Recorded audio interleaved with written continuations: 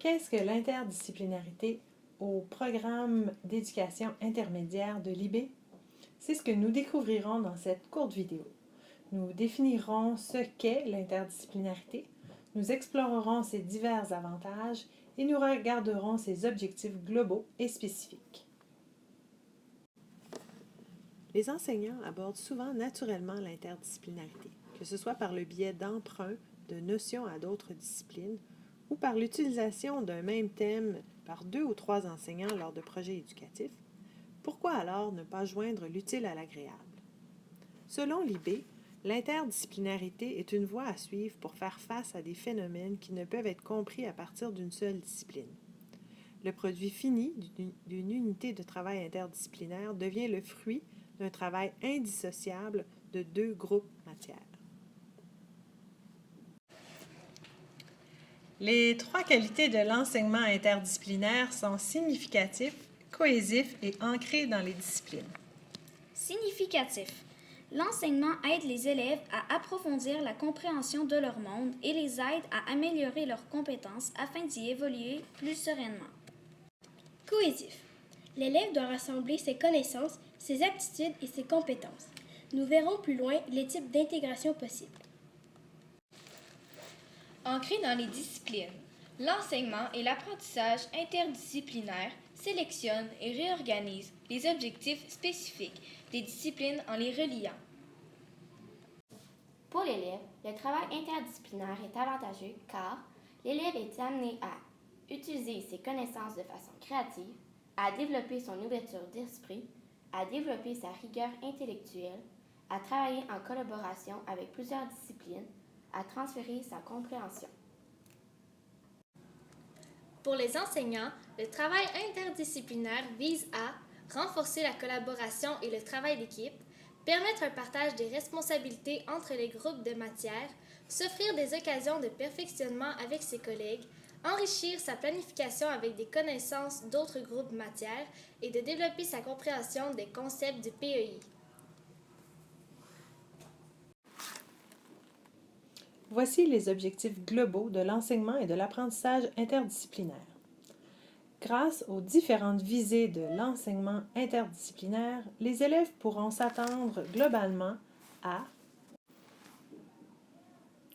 développer des compétences d'apprentissage et les appliquer dans des contextes pertinents, intégrer l'apprentissage conceptuel et les méthodes de recherche relevant de plusieurs disciplines, relever des défis stimulants en créant des produits ou en expliquant des phénomènes reliés à plus qu'une discipline, mener une réflexion et communiquer leur compréhension à l'aide de différents supports. Finalement, découvrir comment certaines disciplines se complètent. Les objectifs spécifiques. Il est obligatoire que les élèves vivent une expérience interdisciplinaire à chaque niveau, de première à 5e secondaire. Il est même recommandé d'en vivre 2 en 4e et 5e secondaire. Les critères d'évaluation sont les suivants. Critère A. Base disciplinaire.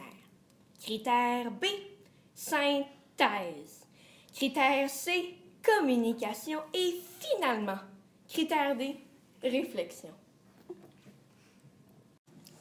Critère A. Base disciplinaire.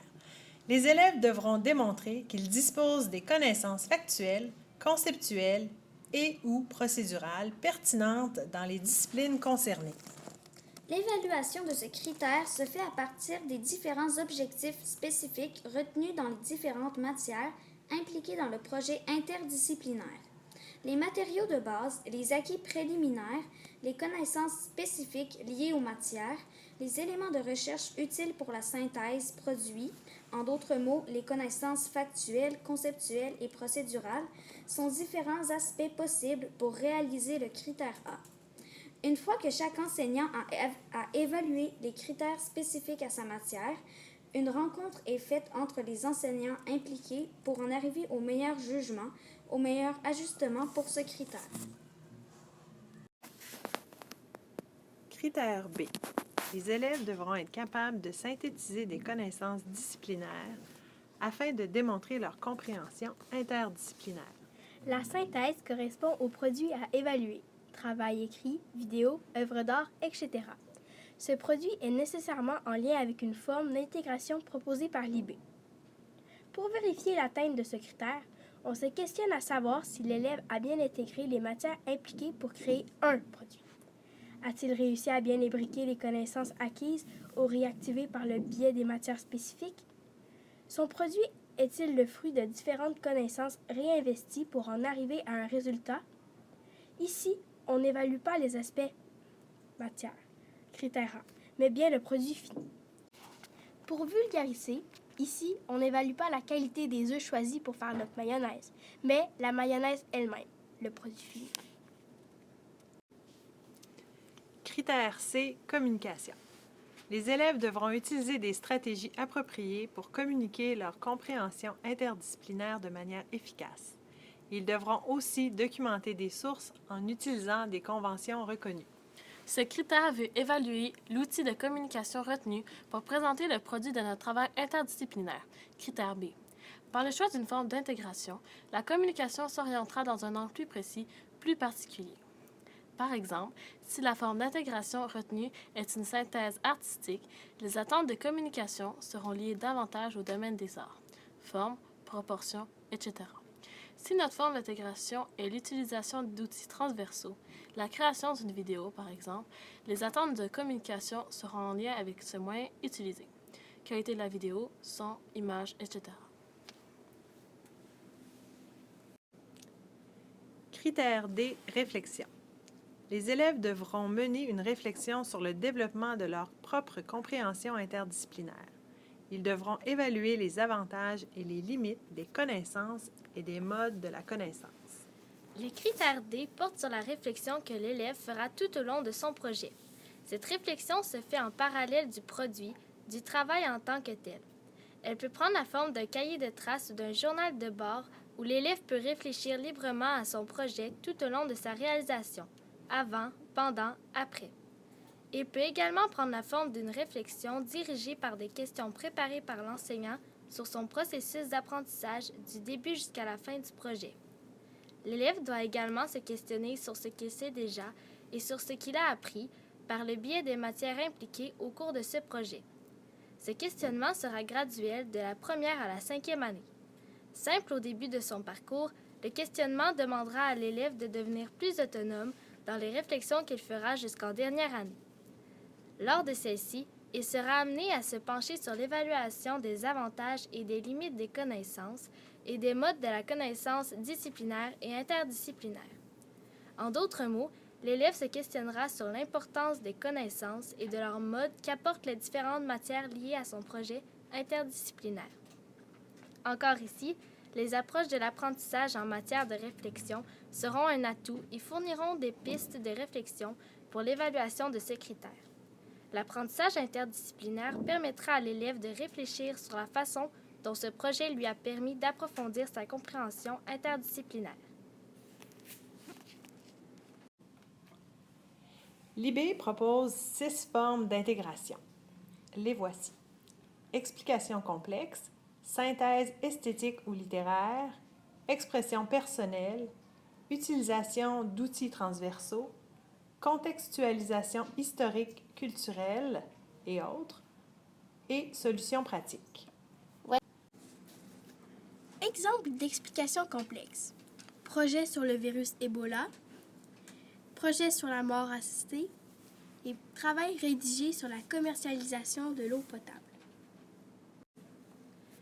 Voici quelques exemples de synthèse esthétique ou littéraire. Créer un masque pour illustrer la compréhension de notions de géométrie, créer une chanson pour illustrer un fait historique ou écrire une scénette pour faire voir la vie des premiers colons. Voici 3 exemples d'expression personnelle. La première est la peinture pour dénoncer l'horreur de la guerre. La deuxième est un texte poétique mis en musique et la dernière est un collage de photos sur la pollution. Voici quelques exemples d'utilisation d'outils transversaux. Réaliser un tableau interactif présentant une démarche de lecture efficace et le mettre en pratique pour capter de l'information dans plusieurs matières. Élaborer un réseau de concepts pour les connaissances théoriques dans différentes disciplines. Voici quelques exemples de contextualisation historique ou culturelle. Enseigner la chute libre en faisant revivre l'expérience de Galilée et en expliquant le contexte dans lequel celui-ci a fait ses découvertes. Écrire une pièce dans un contexte historique, telle la pièce de théâtre La Complainte des Hivers rouges, ou faire un tableau à la manière de Miro, de Picasso, etc. Voici quelques exemples de solutions pratiques. Concevoir un instrument de mesure, concevoir une bouteille pour un parfum, concevoir un objet utile qui règle un problème, concevoir un médium de présentation. L'interdisciplinarité, c'est comme une mayonnaise. Il y a un seul goût. Ce n'est pas comme une salade de fruits. L'interdisciplinarité, c'est comme un chœur de chant. On entend un seul son.